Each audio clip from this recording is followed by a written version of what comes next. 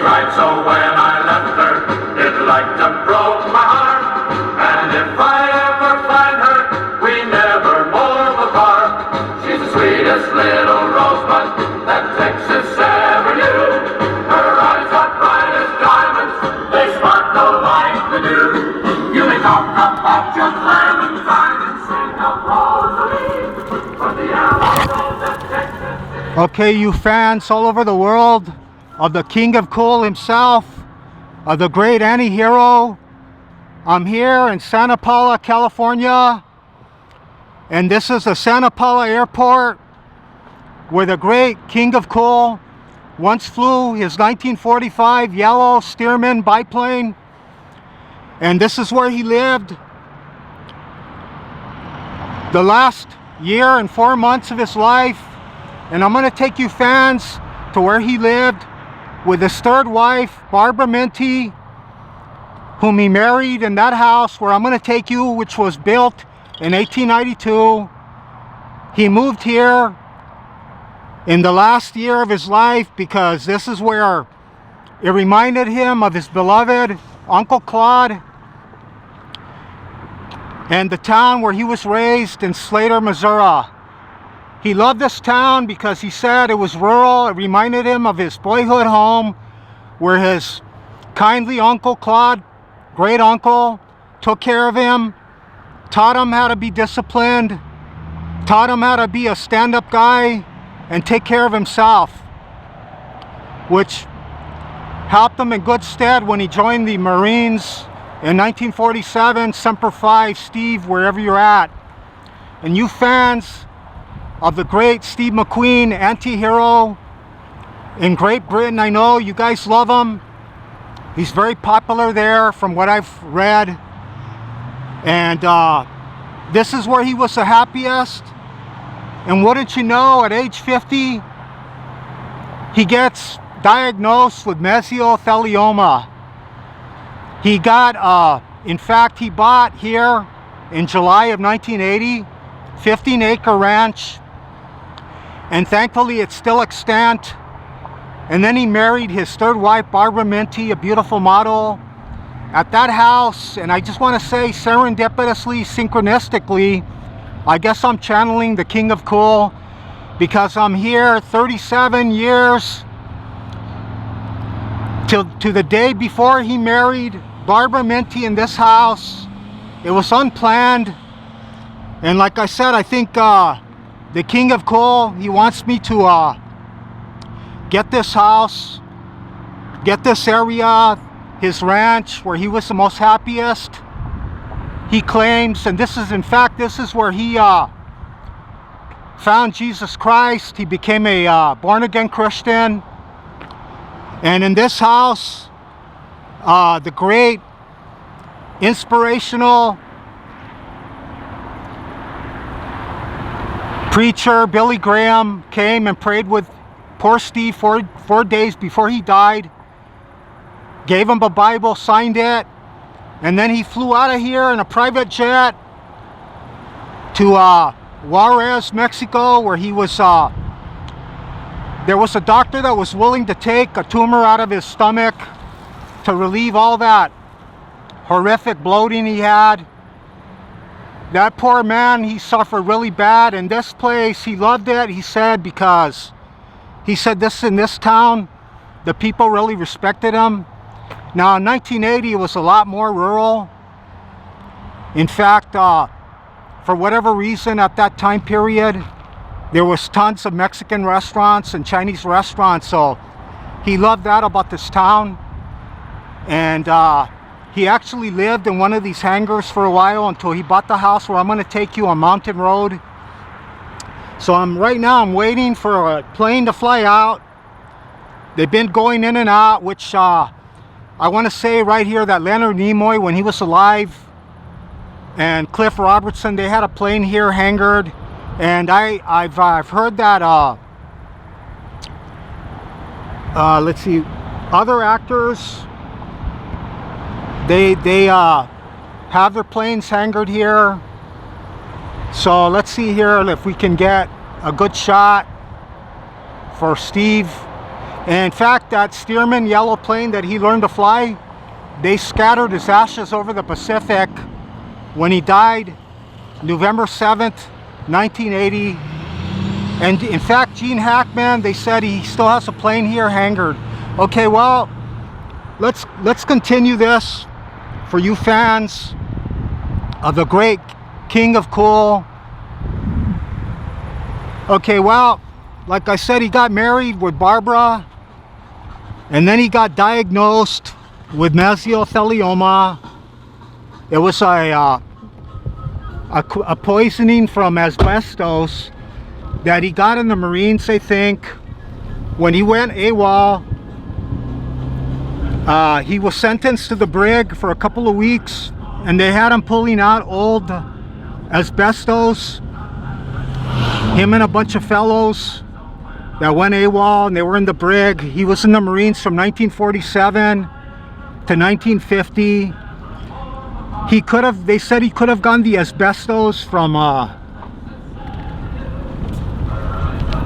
he could have gotten the asbestos poisoning from the heat resistance clothes that he would wear when he was racing.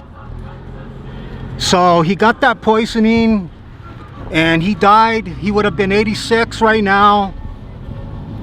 Barbara Minty, when he married her at this house I'm gonna take you fans, she was 26. She was a model, and he had already been married 2 times before to Niley Adams, a Filipina who supported him while he was trying to get started in acting. God bless you, Niley, for taking care of Steve and giving him the opportunity to give us those fantastic, memorable films. He started out in 1960 getting $65,000 from the Magnificent Seven, and then by 1962 he got $100,000, and then he was able to buy this fantastically beautiful house called the Castle in Brentwood, and he divorced Niley, unfortunately, in 1971, or rather, Niley divorced him. And then he ended up marrying Ellie McGraw. I think he was with her for 5 years. And let me just parenthetically add, he had a son named Chad. He's 56. And Terry, his daughter, died in 1998 at 38. From respiratory failure. She had a liver transplant. Okay, we're gonna take Mountain Road, and I started this little video vignette with the Yellow Rose of Texas, which serendipitously happened to be the #1 hit the day that another famous Hoosier died, James Dean. So then, in fact, it reminded me of the Marshall drumming in the beginning of The Great Escape. So here is where the great King of Cool himself lived, among all these citrus orchards and oil wells. Okay, let's take a little ride and see what Steve would have seen going home with Barbara. Okay, we're gonna make a right here. We're about 65 miles north of Los Angeles, where Steve found peace. In fact, his name was Terrence Stephen McQueen, and his father's name was William Terrence. He made $14.5 million in 1974 on the Towering Inferno for a couple of minutes work. And like Cody Jarrett said in White Heat, James Cagney's character, "Look ma, top of the world." And lo and behold, he gets cancer. The gods decreed that he would live. But let me tell you, in that 50 years, Steve, he traveled. He was in the Merchant Marines. He jumped ship. He got on a merchant ship in New York. And then he jumped ship at the Dominican Republic. He was 16. He said that he became a towelboy in a brothel, and they said that the young gals let him sample their wares. Okay, we're coming up to it. It's still extant, and the mailbox that Steve would have walked out in the morning to get his mail is still there, so.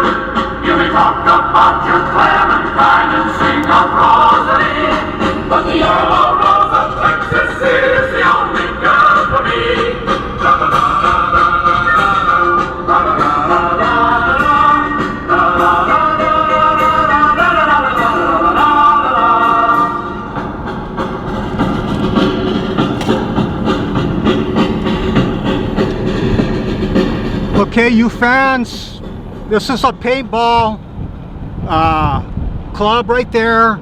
Okay, we're coming up to the house, and I'd like to believe that Steve would get up. In fact, Barbara said that he'd get up every morning, open up his hangar, his 4,200 square foot hangar, and he'd make his coffee and he'd sit there in the morning.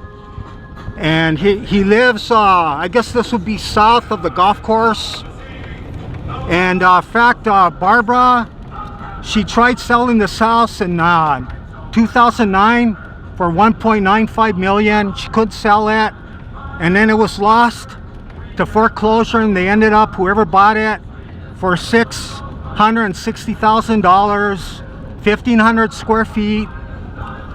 In fact, it's lost value. I think it's worth $590,000 now on Zillow. And look at that fantastic view that Steve would have gotten up and seen. So suspend your disbelief and imagine you're sitting right next to the king of cool every morning for a year and 4 months. At least he found some kind of happiness. But like I said, he made $14.5 million on the Towering Inferno, and he was able to relax. And thankfully he didn't live to see his daughter pass away at 38. Okay, here it is. I'm gonna stop here. I'm gonna show you fans where the great anti-hero himself, and just as he was a great anti-hero and a Hoosier, James Dean, the other Hoosier, the Rebel King. And here is the box, as you can see, where Steve would have gotten up, walked down this road, and here is his mailbox. God bless you, Steve. I believe in energy. I believe where they were happiest. Okay, let's go over there. This is 16812, and I already went, and nobody was home. And I was gonna say, I think, just wondering if this was part of Steve's ranch, or was it the land behind that fence? Okay, let's go. And I'm gonna end it here because I don't want this to stop. So Santa Paula, the happiest time of the great king of cool himself, where he spent the last few months of his life. Okay, I'm gonna restart it so I don't have to so I can edit it at a proper moment.